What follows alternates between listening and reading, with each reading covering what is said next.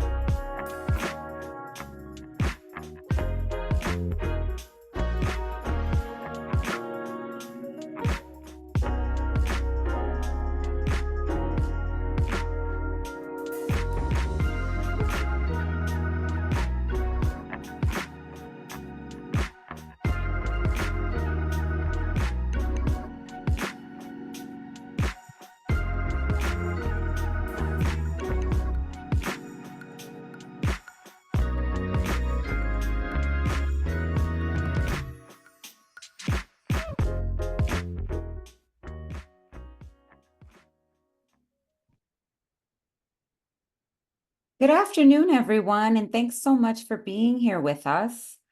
I'd like to welcome all of you to the Children's Partnership's 30th anniversary event, the third in our For Our Children's Future Speaker series. We're grateful that you're with us for this important conversation and for your partnership and support these past 30 years. Before I begin today's discussion with our esteemed guest, our interpreter, Edna Santizo, will walk us through how to access Spanish language interpretation services. Edna?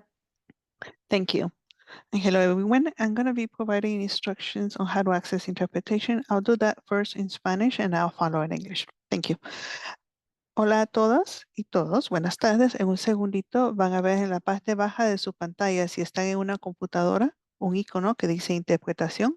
Cuando aparezca, por favor, presione y seleccione el idioma de su preferencia.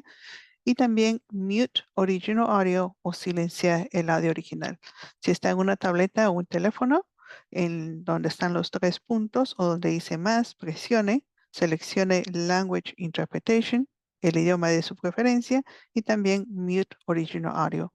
Si necesita asistencia técnica, por favor, déjenos saber a través del chat. So hello everyone, in just a second we're going to enable the interpretation function. You're going to see an icon appear at the bottom of your screen. Please click and select the language of your preference, either English or Spanish, and also mute original audio. If you're on a mobile device or a tablet, you're going to see 3 dots where it says more. Click, select language interpretation, the language of your preference, and also mute original audio. If you need technical assistance, you can always reach us out via the chat. Thank you.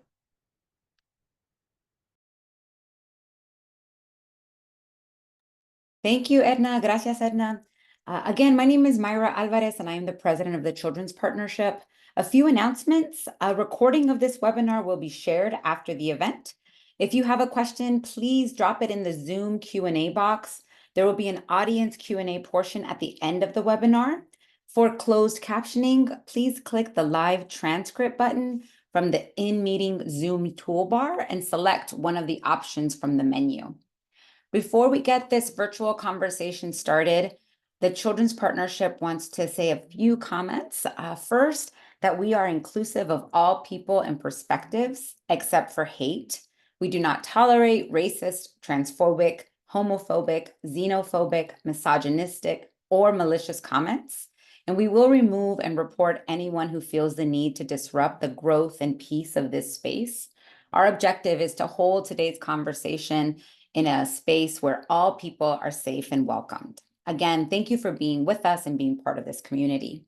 I also want to take a moment to thank the champions that are with us today. Without their support, this event series would not be possible. The California Healthcare Foundation, Altamed Health Services Corporation, HealthNet, and First 5 LA, alongside all our other generous sponsors. Again, thank you for joining us today and for your commitment to children's well-being. About 30 years ago, our organization was founded as a different kind of children's organization, an organization that sought to set a children's agenda on emerging issues. And today, it's that foresight and innovation that defines our approach and remain drivers in determining our priorities for where we might be able to make the most impact for children who have been historically marginalized by our institutions and systems, specifically children of color in the state of California. We pride ourselves on collaborating with others to drive that shared agenda forward for children. When we considered how to celebrate these 30 years, we wanted to invite you, our community, into a conversation about the work ahead. Most of us that are part of this community, we believe that children deserve the freedom to be themselves and to learn the truth of our past in order to understand our present and create a better future. However, across the country, a disturbing trend of policies and narratives is at work. We're seeing book bans, we're seeing eroding child labor laws, efforts to strip the rights of trans children, to attempts to erase our history.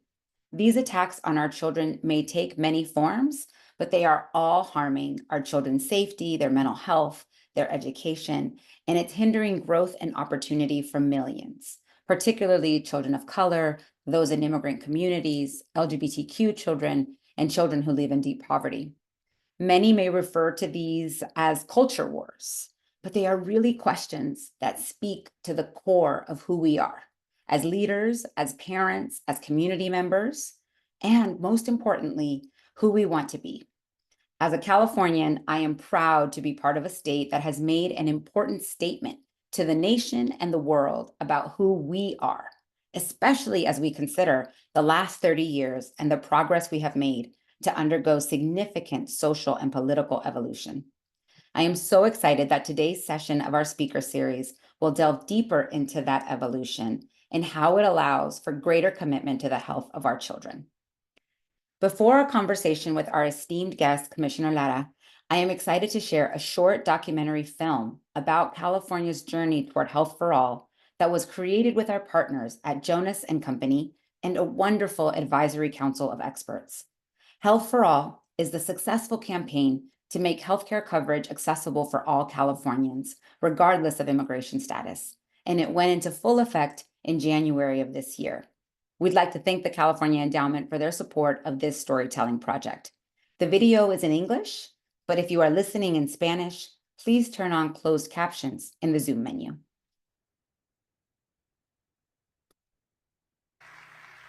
There is no problem we cannot solve. There is no destiny that we cannot fulfill. Our new American majority can end the outrage of unaffordable, unavailable health care in our time.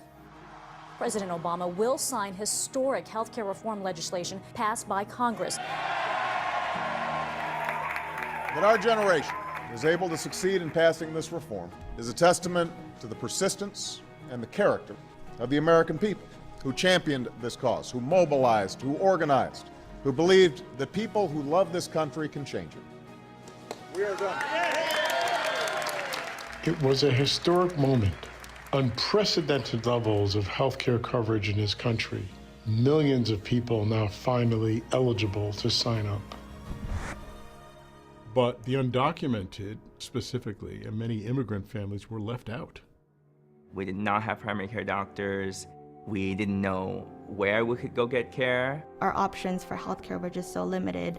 When my mom had cancer, she would just go to institutions, get chemo, and then the only way that she would be able to talk to a doctor was through the emergency room. And it would just be this tedious process of waiting hours. Getting sick was not an option. Who decides who gets life-saving healthcare? Who decides who lives and dies because of immigration status? We don't think it's a free market economy that should decide whether someone should live or die. That should be a basic fundamental right for Americans and for Californians. The healthcare reformers and immigration activists decided to join forces. So we called our coalition the Health4All Coalition. It was providers, it was community clinics, it was the American Medical Association, it was health insurance companies, but it also included a powerful subset of undocumented youth. And so that's where we started meeting these amazing community members. We're gonna take our stories and tell them ourselves. Just last summer, I got assaulted and beat down to the ground by two men. When the police came, they asked me if I want an ambulance. And without any hesitation, I gave them a firm no. At that moment, I was more worried about the stress of not having health insurance than my traumatic experience of being assaulted. My treatment would be costly. Que no me preocupara. Because Medi-Cal didn't cover the costs. The low-income clinic told me on the second appointment not to worry. She knew that there was people with lumps growing within their body and they lived a full life. Deben imaginar hasta qué desierto me llevaron esas palabras. You can imagine how uneasy I felt with those words. It was the voices of real people whose lives were affected, their stories amplified through a massive media campaign powered by continuous multi-year philanthropic funding to make sure these personal stories reached every corner of the state. It gave a face to the crisis and shifted public opinion. I'm undocumented, but I dream that one day we'll all be treated as one people. Health happens when we dream together. If students and immigrants are not healthy, they can't go to school and they can't work. That is one of the biggest obstacles for people to better themselves and better their families. This is for the raza. I grew up in East Los Angeles. This is for the raza. To two amazing immigrant parents, going to appointments with mom or dad, helping them fill out tax documents. I remember telling my chief of staff, I don't want to be like the immigrant rights guy. And every time I was infuriated about something, it was on an immigration issue. Immigrants bring the American dream with them. And that is what fuels our economy, what fuels our passion, and what fuels the economic success of our state. They deserve the dignity to be able to see a doctor. We owe undocumented immigrants health care. They're working to the bone to make sure that you can have the lifestyle that you have. When I got my staff together, we're like, let's go for Health4All. I received the best possible phone call. I'm moving a bill, and I hope you don't mind if we call it the Health4All bill. Tomorrow we continue the work and the march forward to Health4All. Gracias, thank you. Goosebumps. It was a powerful, powerful moment. These young people had gotten the attention of the legislature of the 6th largest economy in the world. At first, everybody was like, you're insane. Let me get this straight. Folks who aren't supposed to even be here want the folks who are to pay for their health care. Right. This is the entitlement mentality on steroids. Now we're in a battle. Our country is invaded by immigrants who are like cancer cells. The rhetoric that once again surfaced that we had to battle. They're bringing drugs, they're bringing crime, they're rapists. It felt like we had to be on the defensive. If I win, they're going back. Fear was rampant in our communities. Immigration has completely changed the nature of America. First they ignore you, then they laugh at you, then they fight you. California Democrats are so tone deaf, they're arguing over what benefits we should extend to people who have no legal right to be in this state or country in the first place. There are going to be setbacks. To say that Obamacare has created significant problems for the American people is an understatement. But the stakes got higher. We repeal the disastrous Obamacare. The individual mandate is now gone. I was angry, I was scared. Like, like my mom's life depended on Health4All. You make a decision. Are we taking our marbles and going home? Or are we still fighting for our big, audacious goal? We are not afraid anymore. We're undocumented, unafraid. It took us a couple years. Health for all! Health for all! That's when the magic really happened. We'll start providing full health care coverage to the children of undocumented workers. This movement was going to be unstoppable. And then we did young adults. And now we got our seniors. When Governor Newsom apologized that he made them wait for so long. It was so powerful that it was an acknowledgement. If we can shorten the suffering that these kinds of situations inflict, why not?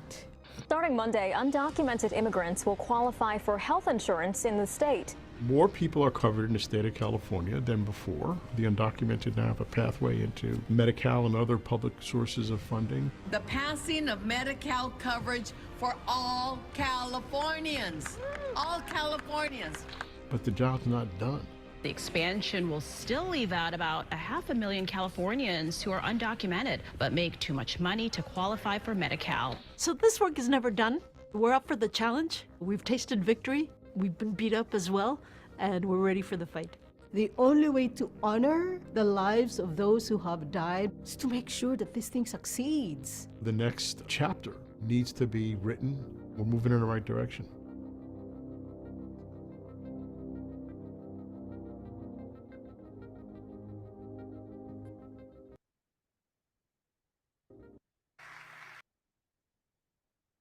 And now, to reflect on this video and begin our discussion, I am so excited to be joined by California Insurance Commissioner Ricardo Lara. Before taking office as Insurance Commissioner in 2019, Commissioner Lara served in both houses of the California legislature, representing constituents in the southeast cities of Los Angeles County. Throughout his career in public service, he's been a relentless advocate for Californians, focusing on those in need and those who have historically experienced systemic and racial biases. He believes affordable healthcare should be within reach for all Californians. As state senator, we were proud to be amongst the coalition that worked closely with him as he authored the Health4All Kids Act, which now covers California children with full scope Medi-Cal, regardless of their immigration status. He supports efforts to continue to reduce the number of uninsured Californians, to strengthen our clinics and public health system, and to lower costs for all. Commissioner Lara, thank you for being with us.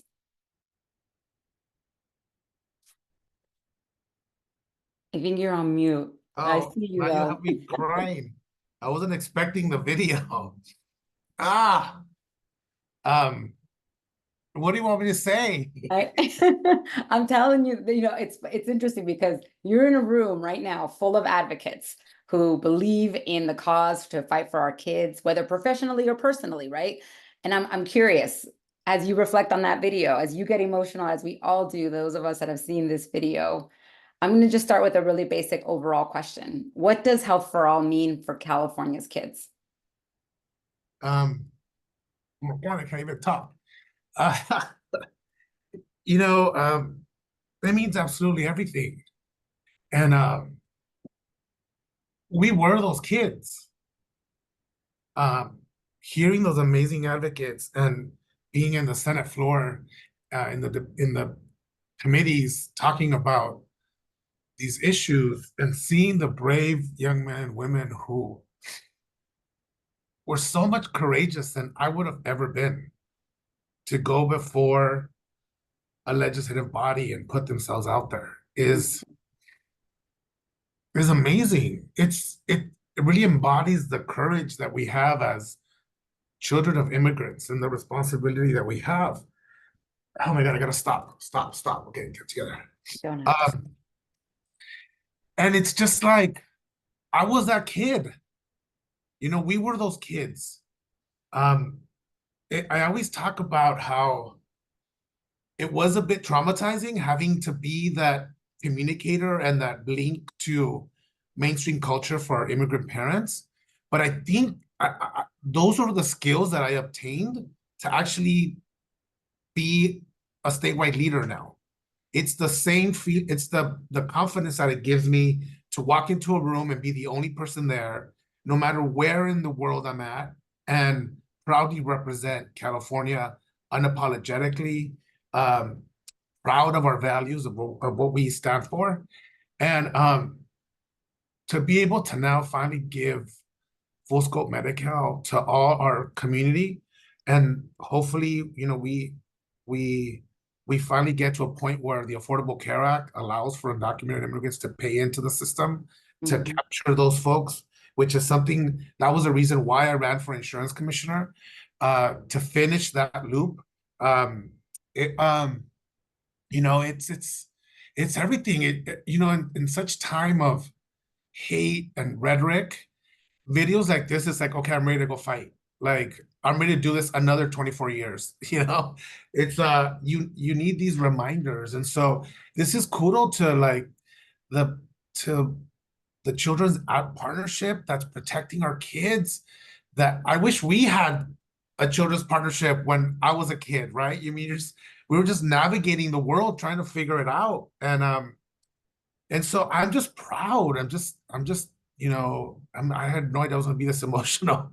I had my talking points and everything. And so I just think, the cat's out of the bag. Let's continue to fight. Let's not lose focus on the rhetoric. Let's stay focused on what we can achieve and how we can replicate this in other states and be unapologetic about who we are. I mean, when I first did AB 540, we were begging kids to come out to expose themselves. And now to see them, they're done. They're not gonna hide. And these are our children, our children are everything. And these little beautiful immigrant children from all over the world it's what makes us such an amazing place to live and makes us an economic juggernaut. Let's not forget that the state and our country also benefit.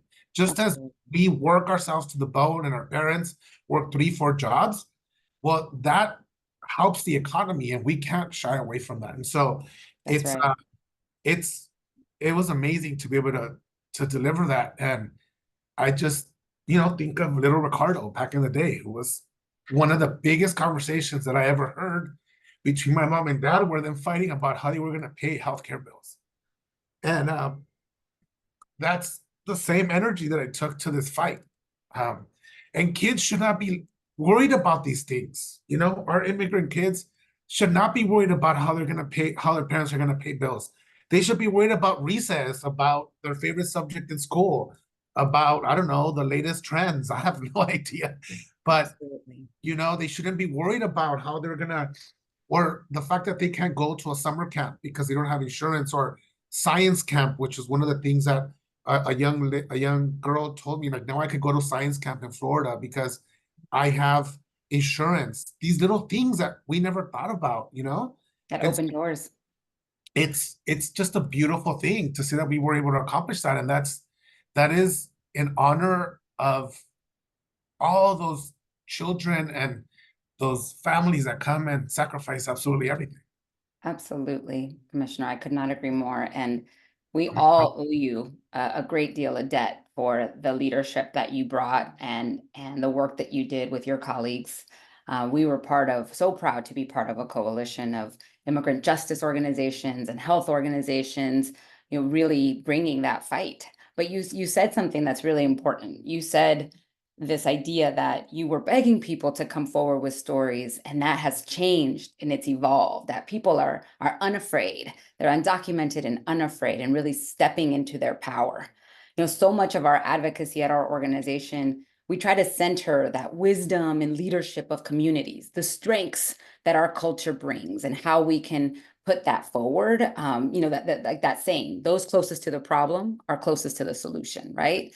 And at your career, you've demonstrated that commitment, whether it was AB 540 and fighting for in-state tuition for undocumented Californians, or Health4All and uplifting these stories. Can you talk a little bit about what it means to center community wisdom in policymaking, in advocacy, and how that comes out today in the role that you have? Yeah, it's really fascinating to me that the first thing I told my chief of staff, because after working with Marco Firebaugh and his great legacy, I sat my staff around. I'm like, I do not want to do immigration bills. I want to like set my own chart. I want to be my own person, and people are gonna, when you get elected to the legislature, they're like, oh, he's Latino, he's gay, he's from the East Side. Oh, he's gonna be this person, right? They start to define you. And my chief of staff's like, okay, fine, whatever. And she worked with me with Marco, by the way. And so she's like, let him have his moment. And then everything that would piss me off that I would read about that got me up to go up to Sacramento and get on that 6 a.m., 7 a.m. flight from LA was immigration issues. Like it was, how is this happening?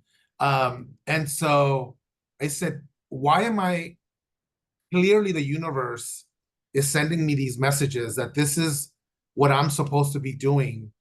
And I not only embraced it, I like fully stepped into to this moment, because it became all clear. This is me, this is my story, this is all our stories. And just as those kids were demonstrating how courageous they were, I didn't care. Call me whatever you need to call me, but I'm gonna carry these bills and I'm gonna push for them just like any other issue. And so we embarked on this journey of how do we start righting these historical wrongs around tuition, around English only in our schools, which we were able to eliminate, to now multilingual education, to healthcare, to grants for our undocumented kids and students, for our students to be able to serve as AS presidents and vice presidents in elections and be able to receive a stipend like everybody else. And it just, all these life experiences that I lived were meant for me to be on the floor of the Senate to fight for these issues. And it was just clear as day that this is why I was sent to the legislature, and to be able to give immigrants who have professions back home, can pass a state exam and open their own business. That happens in California now. And so we fully embraced it, and we're like, let's do it all. Let's just go for it. And now we went from a legislature where we even used to beg Democrats for votes to now it's just the norm. We've normalized including immigrants into the fabric of our society and integrate them into our economy and quickly. And that includes their children, right? And so it's fascinating to see how all this has changed over a couple of years. And again, you give me kudos, absolutely not. We all deserve it. Everybody played a pivotal role, because without the advocacy, without, the people telling me like, oh, if you would have told me you're crazy, then I would have probably stopped, but we had a group of folks that were like, if you believe, we believe with you. And that's why it's all our victory. This is for all of us. Right. And so that's there's some certain power when you are just unapologetic and unbothered and you're secure in who you are as an individual, and that doesn't take from anybody else. And once you're firm in your standing, you're unstoppable. And that's the whole point, is to make sure that our immigrant communities are fully realized, self-empowered individuals that know their place, know what they contribute, and know what they're worth, and know what they deserve for what they contribute to this country and California. And so that has always been the goal, for self-empowerment, so that they can advocate for themselves, right? Because we're not always going to be here, but the movement continues. Absolutely. And you said, this is all of us. This is for all of us. This was on behalf of all of us. And I want to pick up on that, because at our organization, we really pride ourselves on this commitment to intersectional advocacy, right? That the belief that the great Audre Lorde says there is no thing as a single issue struggle because we do not lead single issue lives, right? It's whole child, whole family. There are so many factors impacting health today. It's absolutely health insurance coverage, but it's access to healthy food and affordable housing and access to parks and a safe neighborhood. I want to hear a little bit about your thoughts on how those issues at face value, they may not be a child specific issue, but they actually have incredible impacts on families' ability to raise healthy kids. Absolutely. One of the things that I was trying to fight when I was still in the Senate was this whole issue around childhood obesity, and what are the characteristics that determine why certain communities have less percentage of obesity rates. And an article just came out maybe last week pointing at where the largest percentage of childhood obesity exists, and they're all in Latino communities, right? And so I go back to the fact that, what do our communities look like? Why do we keep allowing for, fast foods? Why do we keep allowing, so it goes down to like zoning, to permitting, to how do we access healthy food? And it's not in a way, one of the things that I did once was I brought a chef to come and bring all the señoras and be like, okay, we love pozole. How do we make pozole a little more healthy, right?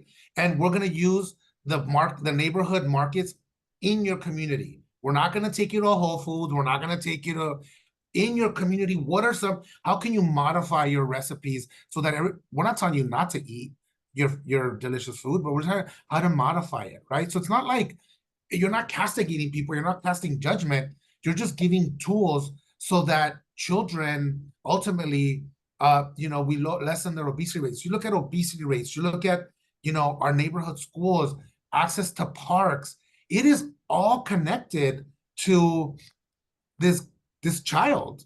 It's all connected to the child, right? And what type of life do we want that individual to live? As like the endowment clearly says, your life outcome isn't determined, it's determined by the zip code of where you live. And we have to go back to that and challenge the system from the ground up, because our kids depend on us, right? Yeah. The kids depend on us to provide that nurturing, healthy environment so that they can thrive. And so I always go back to those kind of fundamental issues, and then start being practical about how we get this done, right? I could have easily said, no, we want all Health for All or nothing, but we were able to get our children. And I knew our whole office thinking, and I know some of the advocates and some of our folks were a little miffed at the time, but I said, look, if we get our kids, one, we open the door. Two, we demonstrate that the sky's not gonna fall. And three, that this is not gonna be an economic peril for the state. And you create believers, right? Same thing with AB 540. We went from like some restrictions to now like fully opening, every avenue for our undocumented students. And so that's one of the other things where it's like, how do you build a multi-year plan to get to where you want to go? And these are complex issues, right? So, and we're all integrated in it. So it all has to be part of a kind of coordinated strategy around the child, and what kind of child do we want to develop? What kind of child do we want to raise? And the other issue, as you said, Mayra, that we often fall into this trap that if somebody gets something, that somehow we're missing out, and we have to get out of that paradigm. Yeah. We all succeed when we're all succeeding together. And and I think the new generation, they get it, right? Because one, they're multi-ethnic, they're biracial, they're navigating all these different identities, and they're not caught up in silos like maybe some of us were, or how we grew up politically.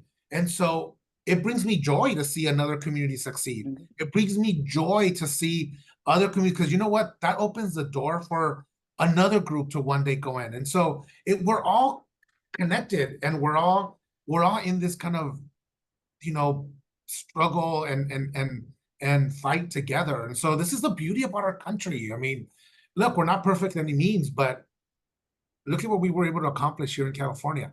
And no matter what the haters say in other states, they are looking at what we're doing. As insurance commissioner, I get to travel the world and get to meet with other commissioners from around the country and the territories, and they're always looking at what we're doing. Even the red states, they know that access to healthcare is critical. They know that making sure children have access it's less costly than having them in the emergency rooms, right? And so all these things are interconnected, and we are leading, and that's what we do in California. And our California kids are not competing with Nevada, Utah, or New York. Our California kids are competing with India, China, Japan, Europe. They're competing at a global stage. And so how do we best prepare them nutrition-wise, educational-wise, language-wise, and healthcare-wise, so that they can meet the moment that we've set them up to meet? Yeah, you said so many good things, Commissioner. This idea of us living in this global society where you said, we are all connected, right? And this idea that my child is your child. Right. Your child is that we are all responsible, right? And it does seem like in society today, we've moved away from this Right. village mentality, that it's about this nuclear family and it's your responsibility. That puts so much pressure on parents and caregivers. I mean, I don't know if you saw, the Surgeon General just released a report on the mental health of parents, right? And the struggle that parents are going through. And what you just said about the responsibility to each other as community members, as residents, as people who call this state home, that makes us stronger in our efforts together. And I think Health4All is an example of that, right? It wasn't just health advocates. It wasn't just immigrant advocates or child advocates. It was providers and advocates and families themselves. And I'm curious, we've got more work to do. We do. And that intersectional approach to advocacy and not falling victim to the pie isn't big enough. How do we do that when we're facing these tough budget years, when we're always faced with what are we going to cut versus what we're not, and keeping that momentum going so that incremental progress leads to that systemic change that you're talking about? So I'll give you a couple insider tips now that I'm out of the legislature. Let's not fall for that false choice that because we have a tough budget year, we have to sacrifice our children. That's when we actually have to double down on our kids.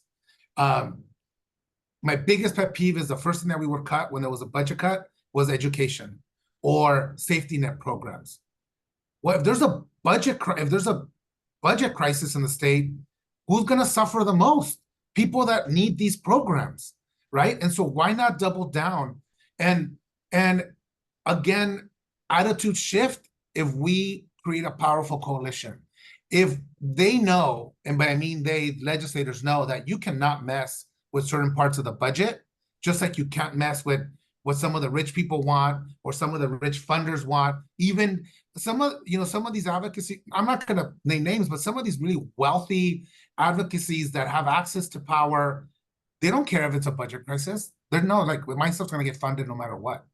Like that's going to be it. So I don't want us to ever go, oh, it's going to be a tough budget year, so we have to once again prepare for budget cuts. No, this is when we hunker down and we're going to fight, because we cannot. This is when we fight for our communities and we build a strong enough coalition, and they won't touch that budget item, because it's like, and I would see us fall into that over time and time again. It reminded me when I would always talk to like first generation staffers, and I go, so what are your salary requirements? And they're like, well, I don't know, whatever you want to pay me. And I'm like, no, what are your salary requirements? What are you worth? And I think sometimes in the advocacy group we fall into that trap, like, oh, we're just grateful to be in the room and give us what you can. No. And if you set your expectation here, that's how you're going to be treated in the legislature. That if you set yourself high, that's what we do. Because again, it's our children who we need to double down on, not like these wealthy donors or wealthy folks that, because if you look at the budget, Mayra, and you always see this, even in the toughest of years, there's some big time giveaways in there, always. Those people don't worry about a budget cut. Why are we worrying about a budget cut? I appreciate that. I Now appreciate my colleagues are gonna kick my butt, but you know what? I appreciate what you're saying because it's the complexity of what many advocates, particularly those that are coming from the communities that we're advocating with and on behalf of, we carry with us. We carry those values. We carry the respect, and oftentimes it's to a detriment, right? And It's you're like like, when it's like I'll give you one more example. When we used to do these propositions, people of color, low-income folks, working class families are always willing to tax themselves, even if they don't have the money, but are the last to receive the parks, the resources, because it gets gobbled up by the folks that didn't even vote for it or didn't even want it, right? Because they're more sophisticated in drawing down that money. And it would piss me off that we're like, wait, people of color who don't have parks are, the ones that need it the most, but yet we've already funded all these conservancies. They got their big chunk of money, but yet we can't even get like a pocket park in certain parts of the east side, right? And so we are and this is why I love me, my immigrants, because we are hopeful. We are prideful. We want to contribute. We will sacrifice even our own money to be able to make sure we create a better community for all of us, right? And we need to make sure that the government realizes that and gives us a priority. So when we're fighting for a piece of the budget, if our community needs 100% of the money, we get 100% of the money. We're not going to create, bottom floors for like, 30% for low-income communities. No, if the need is there, 100% of the money has to go there, right? And if you're mad because you're not getting the money, then guess what? You live in a community that doesn't need it, right? You should be I want to move to a community where I don't constantly need state budget for parks, for community clinics, for recreational spaces, because that means you have all of that, right? And so I think we need to like change that part too. This is where I'm going to be a little controversial. When the people say environmental justice, no, it's in the environment. I think environmental justice gives us like, let's give them a percentage for environmental justice and they're going to be happy. No, this is an environmental. It's everything. It's everything. Like we're saying, it is all connected. And if our communities need 100% of the funding, they have to get 100% of the funding. So yeah, it's just a little budget strategy on that. Yeah, absolutely. It's so interesting to hear you say these words about how we can even change the narrative on our expectations, right? That it's not, let's work on health equity here. You can fight for health equity everywhere in our healthcare system, right? Whether it's a Medicare plan or delivery. Yeah. So we want to talk to the audience about their questions, but we're in an election year. This is a big election year. Everyone always points to this is the most monumental election of our history. But this is a pretty big one on everyone's mind as far as the national election. It's going to have monumental impacts on the lives of kids. We in California, we're grateful. We're represented by diverse leaders. I think I saw you on TV at the convention, smiling away. We've got senators who are parents of young kids. They're parents of color. They are queer parents. We've got a governor and a first partner, I think, understand the work of doing for kids. You have guncles. We have guncles galore. The work is all the more real for people because y'all have the decision-making power. So I want you to reflect, if I remember correctly, you protested for Proposition 187.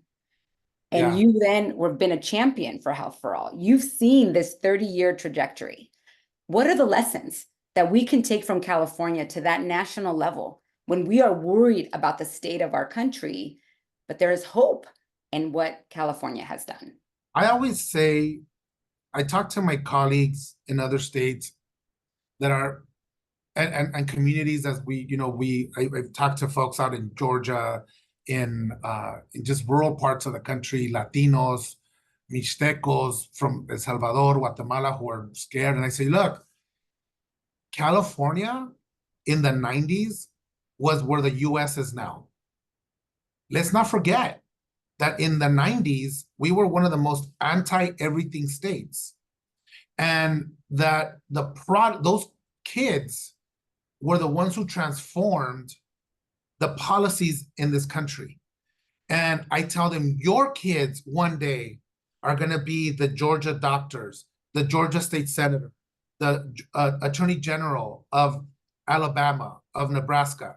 And it is up to you to empower that child to be proud of who they are and understand their history and what they contribute, so that they are ready to face the obstacles that they're going to face alone, because you have to face them alone, and then be ready to fight and transform the country. And I just had this conversation with folks in Alaska, of all places. And so they look to us as like, oh my God, it's because in California. I'm like, no, we were what the United States was. We heard that same rhetoric. You heard rhetoric from even Democratic US senators who are calling us, illegal immigrants. And so, it's gonna take time, and I think it's gonna shift, but this is why empowering those families that are in the trenches, girl, because they are like small town USA, and they're opening restaurants, they're opening little mercados, they are, opening their Chinese restaurant, their Korean stores, and they're slowly shifting, these small towns. And there's nothing like, and I equate this with the LGBTQ community and why it's important to have LGBTQ people out and serving in school boards and city councils, because it changes the dynamic when you know somebody who's different. It changes the dynamic when you get to meet, Ms. Gonzalez and her 2 kids in rural Kentucky, right? And now they're not, you can't other them because they're your neighbors, right? Yeah. And I'm not saying it's easy, because I don't know how my parents did it. And I still always say, even in LA, but it slowly but surely, the tides are going to change, because California's proven that you can actually embrace diversity and succeed economically, which at the very end is what the most conservative person wants, is to make sure that, that we are succeeding economically and that we're building wealth. And, Absolutely. The rich in California are still getting richer, like nothing changes, and by giving people an opportunity, right? And so I think I'm just like you, I'm inspired. I needed it. I wasn't going to go to the convention, but I felt like I was appointed, I suffered through anxiety and depression, and I needed that. I was looking for some sort of purpose, because it's hard when you're now in the executive and you're alone and you're trying to manage these really complex issues, and just it's hard. You're human. The rhetoric gets to you, and even my friends nobody wanted to talk about anything, and so I needed to be there with like-minded folks. And yeah, maybe they call it our bubble, but I needed that energy. I needed to see Governor Walz's son say, "That's my dad," and tell him he loves him. I was like, you thought I was ugly crying now. I was like hot mess, but I needed it for myself, and now I'm pumped and seeing record numbers of voter registration. I was looking at some numbers that African-American women, their voter registration's gone up by 157%. Latinas, 130-something%. And you've done something right when you were the Black women and the Latinos have had enough. They're like, okay, we're done. We're gonna register, and this is over for all you guys. And so I just, I'm inspired. I got on that plane back, and I'm like, okay, I'm ready to put my gloves on. Let's go back and let's fight. And so for my own mental health, I needed to do it as well. I want to, because I think this election is spurring interest across the political spectrum, right? As a nonprofit 501c3, it is sparking interest across both sides of the aisle. But I want to tell you, you said something so important about what it matters, what is around us, what we surround ourselves with, who we connect with. Like the personal is political, the political is personal. And much of that is based in relationships and who your neighbor is, who's around you, which restaurants you go to, and who the lady is that you talk to, right? Or the gentleman that's fixing your car. That's community. And that is something that we want to move towards as we think about advocacy for children, that we are a community together that are fighting for our kids. And I could not, thank you more for the work that you've done in that space. I want to, if you're okay, spend a couple minutes on some questions that have come through from folks. Absolutely. So you mentioned earlier, that the fight for Health for All continues. And one question that comes up is this question around the health insurance marketplace and Covered California and the opportunity to allow undocumented members to purchase Covered California health insurance. So can you talk a little bit about how we continue that work? Again, within the confines of the limit, or within the limitations that we have. Talk a little bit about that to our audience member. So one of the things, hopefully, if it goes the way I want this election to go, the first week, the Department of Insurance is gonna submit a request to the federal government to allow us to get a waiver so that in our ACA in California, we can allow undocumented folks to pay into the Affordable Care Act through a 1332 waiver process. I started this under Obama, and it took us a whole year to work that out. And then we had an election and I had to pull back that waiver, but we're committed to bringing that back and working quickly. I don't want to waste time on, I don't want to wait again. I don't want to wait for a year and when political interests get entrenched and all this. California's gonna move quick because that's the last piece. And immigrants in California, at the time, I think it was like 40% of them make more money than to qualify for Medi-Cal. They should be paying into the Affordable Care Act. Those are the folks that we want. And so our department is putting together the briefs, the documents, getting it all ready. So what is it, January 7th, whatever, California is gonna be the first to submit so that we can start this. I don't wanna leave this position without having gotten that done, or at least starting the wheel on that. That's incredible, Commissioner. I know that folks on this call that are listening are right there with you. And it's interesting, some folks might be wondering, this is a children's organization. Why are you focused on, adults getting this coverage?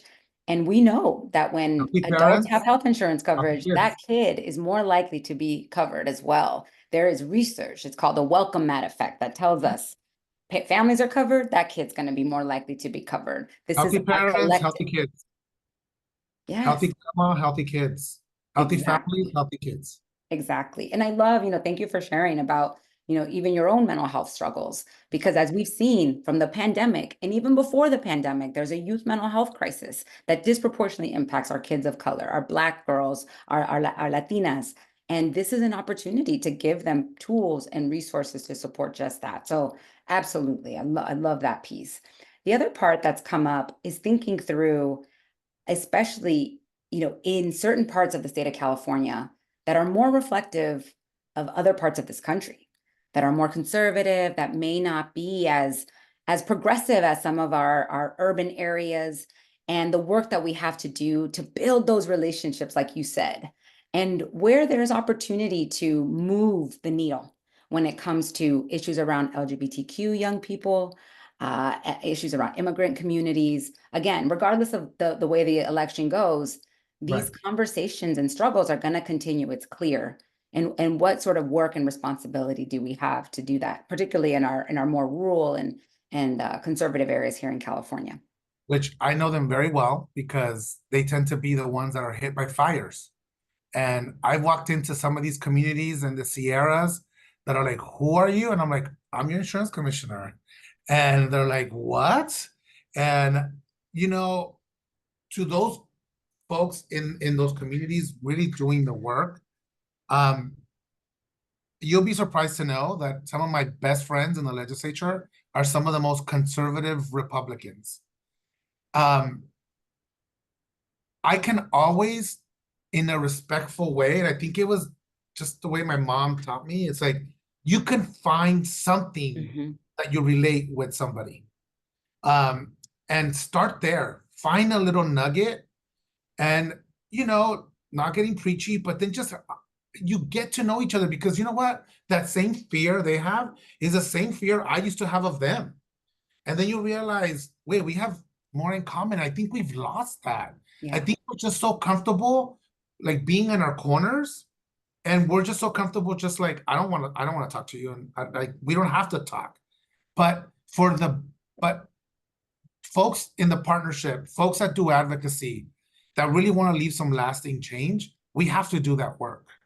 And you might not get them 100% of the time. If you get them 20% of the time, I could tell you, Mayra, numerous times where I couldn't even get Democrats to vote for some of my bills, but just because I had relationships, I used to call them my secret weapons, they would vote for it. They would just pass the vote and leave.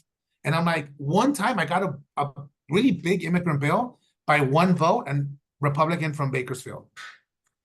And that's because I did the work of getting to know them. And then I would give a little, they would give a little. And so I think that takes, it's called political science for a reason. There's a science to this, you know? Right. You know, and you have to learn what that is and that approach. I think it's all based on fear. People who fear change, who fear, you know, the community's not going to look like it used to. That's not necessarily a bad thing, but you have to acknowledge and see them. Maybe they're growing up. They didn't know how to handle these things, right? And so, but again, I'm gonna sound out now like the Kamala campaign, but joy and respect is so underrated. And just respecting somebody and being able to listen to somebody goes so long, and we've lost that. Yeah. You know, there you go again with like the power of relationships, right? Okay, so we've got a couple minutes left, and I want you to, I want to invite you to like help us end this conversation with a little bit of your words around the future. Like, consider what we, this community, this virtual room, the broader community, what we together can do for our children's future. What do you want us to walk away with today? I want everybody on the call to walk away with one, look at what we were able to accomplish with just dreaming about the possibility of this happening one day. Think about, like, we all kind of came together in this haphazard way, and we're like, oh my God, Senator Lara's doing this. Is this going to happen or not? There's no way this can happen. We cuddled everybody together and we made it happen. Could you imagine what we do if we actually organize, if we actually put a multi-year agenda of what you all want to see in the state and fight for it, and be pragmatic, but not from that mentality where we have to, that we just go for it and start doing the work. I mean, we're unstoppable. I mean, this is the cat's out of the bag. I said, like, we were able to cobble this together, and I'll tell you, like, I'll give you another quick example of when I was when I told, like, the Bilingual Association teacher, I said, I'm going to repeal Prop 227.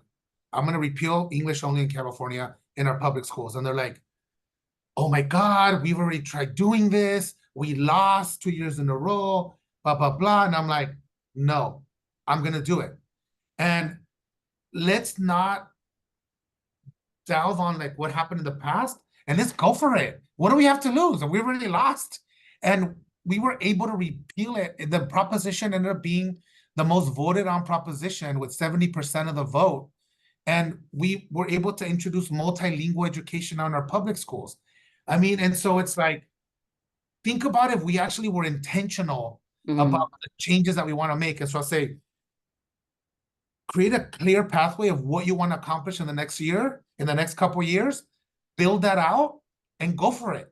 Just be unapologetic, and let's empower our children, empower themselves. Because I keep reminding myself of that. Like, I want my nieces and nephew to know to fight for themselves, because I'm not always going to be here, or I'm not going to be in a place where they're going to be, where they have to make decisions, right? So if they're secure in who they are, if they know, and creating, that's health, that's also mental health for them, something that I didn't have, So I just think the the future's ours, man. I'm so pumped right now. I mean, maybe because I still have the high from the convention. But why not? Why not feel hopeful? Why not put together a plan of what we want our kids? You know, we want, free lunch for kids. Why are we throwing away food at schools and kids going through dumpsters in public schools to get food for their family? Shit, they should be taking all that food home. We shouldn't be shaming kids for wanting to take home food. I mean, you name it. You know, I just think it's amazing. I feel, and our kids are so awesome. Like, these kids are so incredible. I mean, and I'm learning just as much as, I don't know. I don't think they're learning anything from me, but they inspire me. And, these parents that are, teaching these kids, I love it. I love it. I mean, it's, to be a parent, a caregiver, somebody who's raising these young people. I give you kudos, man, because I see how difficult it is from birth to, college. And so, and the other thing too, I would say, Mayra, is how do we teach our young people to understand money, understand credit, and wealth building? As your insurance commissioner, I'm going to plug this right now. Think of a life insurance policy where if you have multiple kids, you take that policy out, make the siblings the beneficiaries, and then you have a nest egg for when they graduate college and they turn 18, they can have $100K in the bank available to them. Those are things that also create healthy children. The need to not have them, feel economic security. Economic security is critical, just as a college savings account. So maybe we can work together on this. We've been trying to identify a model city where every child that's born in that city gets a life insurance policy along with the college savings account. So when the college savings account kicks in when they go to college, when they graduate and become adults, they can choose to keep that life policy or they can cash it in. And now they have money to buy a home, start a business, travel the world. I don't know, do whatever you want with it. So wealth building, understanding how to use money to make more money is going to be critical. And I think we cannot forget that piece. I could not agree more. It's part of that whole continuum of services and supports that kids need to. Who taught us any of that? We got my first credit card at San Diego State University. Took me 10 years to pay back because I had no idea that, this is not free money. That's right. That's right. Commissioner Lara, I feel like I could talk to you for hours. I'm so grateful for the conversation and for the trust and space that you've given us. I'm going to carry it with me. I'm going to keep on dreaming for kids and families in this great state of California. For everyone that's still with us in the chat, the team is going to share some good resources on immigrant health, on public charge, and what is and is not true. We've created these resources alongside some great partners in 8 languages, so encourage folks to please share those. I also want folks to save the date. On October 22nd in LA, downtown LA, we'll be having an event for closing out this 30th speaker series. Commissioner Lara, we'd love to see you there and, maybe dance the night away. If you're not. And I love the way you said LA. Downtown Los Angeles, absolutely. You said LA like an LA girl, LA. So please fill out the form, folks on the line. And again, thank you for being with us, Commissioner. Thank you to our audience members to being in this good fight for kids' health. We so appreciate the support of you, our sponsors, and this incredible team at the Children's Partnership. We're looking forward to making good progress for our kids now, tomorrow, and in the future. Thank you, thank you, thank you. Mil gracias. Thank you, everybody. Ciao.